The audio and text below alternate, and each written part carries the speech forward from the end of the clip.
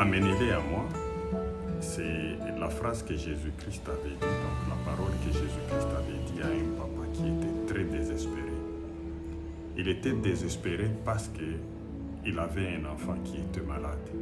Et cet enfant était malade depuis son enfance. Le papa était vraiment dans un état tellement critique qu'il ne savait pas quoi faire. Et je m'imagine qu'il avait déjà cherché la solution un peu partout. Et personne ne pouvait venir au secours de son enfant. Et je pense qu'il avait entendu parler de Jésus-Christ. Et c'est ainsi qu'il l'avait amené à Jésus. Mais avant d'arriver à Jésus, parce que quand il a amené son enfant, il se trouvait que Jésus-Christ était sur la montagne avec 3 de ses disciples, alors que les autres disciples étaient restés en train de l'attendre au bas de la montagne. Et ce papa est venu, il a parlé aux disciples. Il a amené son enfant aux disciples et les disciples n'étaient pas en mesure de les guérir. Alors le papa, quand Jésus-Christ est rentré, est descendu de la montagne avec les 2 autres disciples. Il est allé vers Jésus-Christ et il s'est agenouillé devant lui en implorant Jésus-Christ à guérir son enfant. Et moi, j'aime beaucoup plus la manière dont il a prié et c'est ce qui m'a interpellé en fait parce que sa prière était comme une accusation qu'il faisait donc il faisait auprès de Jésus-Christ parce qu'il a dit que j'ai amené mon enfant auprès de tes disciples et tes disciples n'étaient pas en mesure de le guérir. Alors si toi tu peux le faire, aie pitié de moi, viens à notre secours. Et Jésus-Christ s'est tourné vers ses disciples pour leur reprocher leur manque de foi. Après leur avoir reproché le manque de foi, il a dit à ses papas, où se trouve l'enfant? Amenez-le-moi. Et dès qu'on a amené l'enfant, l'esprit mauvais qui le possédait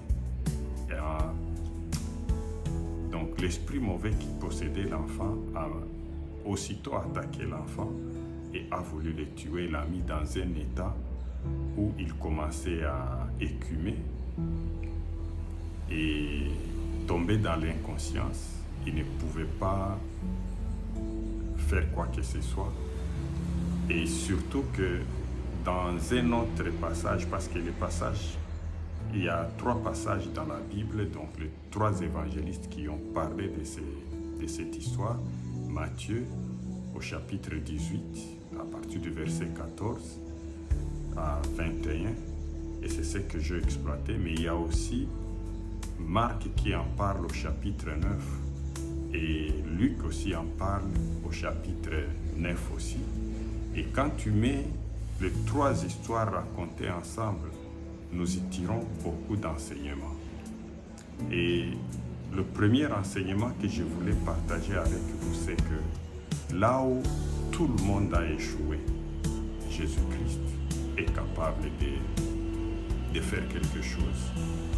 Puisque Jésus-Christ avait dit que rien n'est impossible à celui qui croit. Parce que ce papa, qui après avoir cherché la solution partout, après avoir vu beaucoup de personnes qui pouvaient venir à l'aide à son enfant, il n'y a personne qui a pu. Raison pour laquelle ce papa a dit à Jésus-Christ, si toi tu es capable de le faire, viens à notre secours. Et Jésus-Christ était étonné de cette phrase parce que, en fait, cette phrase dénote de manque de foi, exprime que le papa ne croit pas que Jésus-Christ fera quelque chose parce qu'il dit si toi tu es capable. Et c'est le temps dans lequel souvent les situations par lesquelles nous passons nous mettent. Bien souvent, lorsque nous sommes passés par beaucoup de difficultés, que nous avons beaucoup essayé, nous avons essayé beaucoup de choses, et que nous ne trouvons pas de solution, nous avons tendance à croire que personne ne peut. Nous avons tendance à croire qu'il n'y a rien qui peut nous donner la solution à nos problèmes. Et c'est l'état dans lequel ce papa s'est trouvé. Mais malgré les découragements et les désespoirs qui les caractérisaient, j'ai vu que ce papa est quand même allé chercher la solution quand il a entendu que Jésus-Christ était dans les environs. Il est venu et il avait rencontré Jésus-Christ. Donc Jésus-Christ lui a dit « Amène-le à moi ». Tu as un problème qui continue à te tourmenter, pour lequel tu as cherché beaucoup de solutions. Il faut l'amener à Jésus-Christ. Et ici, nous sommes dans un cas de maladie et pas n'importe quelle maladie. Le papa décrivait cette maladie comme étant l'épilepsie. Mais dans d'autres passages, il parle d'un esprit mauvais. En réalité, c'était cet esprit qui mettait cet enfant dans cet état. Et l'objectif de cet esprit était de tuer cet enfant. Et c'est ce que ce papa a dit, que bien souvent, il a tenté de tuer son enfant en le jetant dans l'eau ou en le jetant dans le feu. Mais la grâce de Dieu était sur cet enfant. Je peux l'affirmer du fait que depuis l'enfance jusqu'à l'âge où cet enfant était arrivé à l'âge d'un jeune garçon, il n'était pas encore mort. C'est la grâce de Dieu, tout simplement. C'est Dieu qui le protégeait. Et c'est pour cela que je dis que tu te retrouves dans une situation compliquée pour laquelle tu n'as jamais trouvé de solution. Tu as tout essayé. Amène-les à Jésus-Christ. Et c'est ce que Jésus avait dit à ce papa. Amène-le à moi. Et l'enfant est arrivé. Et j'ai parlé du manque de foi. Et il n'y a pas que de ce papa qui a manqué de foi, qui a semblé manquer de foi, quand il a dit que si toi seul tu peux les guérir, tu peux venir à notre secours. Il y a aussi les disciples aussi qui avaient manqué la foi. Et c'est pour cette raison que Jésus-Christ leur a reproché de n'avoir pas été en mesure de guérir cet enfant. Alors, cet enfant, quand il se présente, quand on l'a amené à Jésus-Christ, l'esprit mauvais l'a mis dans un état qu'il ne pouvait pas, donc dans un état critique. Il a aggravé les problèmes. Et aussi, c'est toujours la stratégie de l'ennemi de nous faire voir que même Jésus-Christ ne peut pas, de nous décourager, tenter de nous désorienter ou de nous détourner de l'attention, de la foi que nous accordons, nous portons envers Dieu. Il a tenté de dissuader le Père que la solution que tu as cherchée n'était pas la bonne. Regarde maintenant comment est-ce que la situation de ton enfant vient de s'aggraver. Mais Jésus-Christ a commandé à cet esprit. Il lui a donné l'ordre de quitter, de sortir de cet enfant. Et moi, j'ai aimé beaucoup plus la phrase ici qui dit que Jésus, il a dit à cet esprit, sors de cet enfant et ne reviens plus jamais. Et c'est ce que Jésus-Christ peut faire, seul, capable de donner des ordres. La Bible dit qu'il est le chef de tous les esprits dans le Dieu céleste, parce que tous les esprits sont soumis à Jésus-Christ. Il lui avait donné l'ordre de sortir et de ne plus jamais revenir. Tu peux te retrouver dans une situation où tu es en train de te battre. Tu es devenu malheureux à cause des esprits mauvais ou d'un esprit mauvais qui possède sa vie, pour lesquels tu as déjà cherché la délivrance, mais tu ne parviens pas à t'en départir. Tu peux te retrouver dans une situation où même tu as reçu une délivrance, on a chassé l'esprit mauvais, mais le lendemain, il est revenu ou quelques jours après, il est revenu. J'ai vu dans les cadres de travail du Seigneur, dans lesquels, dans certains moments où j'ai participé à des délivrances, des personnes à qui nous avons prié, qui étaient délivrées, mais quelques jours après, la même personne se retrouve avec les mêmes esprits. Donc, tout simplement parce que l'esprit est parti et il est revenu. Et seul Jésus est capable de fixer des limites que les esprits ne peuvent pas franchir. Il lui avait ordonné de partir. Et il est capable d'ordonner à ton problème, ces problèmes qui te tracassent, ces problèmes qui te tourmentent, auxquels tu as cherché des solutions et que tu n'as pas trouvé. Jésus-Christ est capable d'ordonner à ces problèmes de sortir de ta vie et de ne plus jamais revenir. Donc, tu n'as qu'à faire confiance à Jésus-Christ. Alors, qu'est-ce que nous devons quand nous venons à Jésus-Christ? Nous avons besoin de la foi. Et j'ai vu deux comportements ici qui ont attiré aussi mon attention. C'est que le premier comportement, c'est celui des disciples. Quand ils se sont retrouvés seuls avec Jésus-Christ, ils sont allés vers lui pour lui demander pour quelle raison nous n'avons pas été à mesure de chasser cet esprit. Jésus-Christ leur avait dit deux choses. La première chose qu'il leur avait dit, c'est parce que vous n'avez pas eu dans la foi. Il avait dit qu'il suffit que vous ayez la foi, même plus petite, comme les grains de moutarde. Et vous pouvez ordonner à une montagne de se déplacer et d'aller se jeter dans l'eau. Et il le fera. Donc, ici, nous avons la foi qui est nécessaire, qui est capitale. Et il y a aussi le papa à qui Jésus-Christ avait dit, quand ce papa a dit à Jésus, si toi seul tu le peux, effectivement Jésus seul est capable. Et nous avons besoin de le croire, de mettre notre confiance en lui. C'est alors que ce papa qui a dit, oui je le crois, il a crié haut et fort, oui je le crois, mais ma foi est petite. Et il a demandé à Jésus, viens au secours de ma foi. Et la foi que ce papa avait confessée, il a dit, ma foi est petite. J'ai la foi, mais pas assez, pas beaucoup de foi. Mais Jésus a besoin seulement d'un peu de foi, comme il avait dit aux disciples, un peu de foi.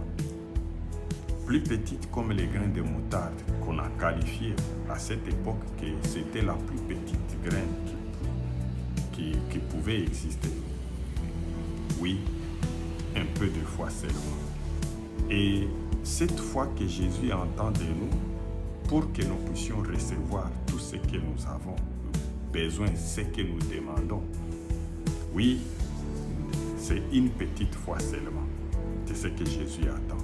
Alors la deuxième chose que Jésus a dit aux disciples, qu'eux ils n'ont pas fait, c'est que il leur avait dit que ce genre d'esprit sort avec les prières et le jeûne. Donc, il y a de ces esprits-là, pour nous les humains, pour lesquels nous devons prier et jeûner pour que nous soyons à mesure de les chasser.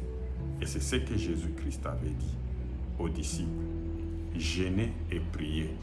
Mais lorsque nous prions, nous devons prier avec foi.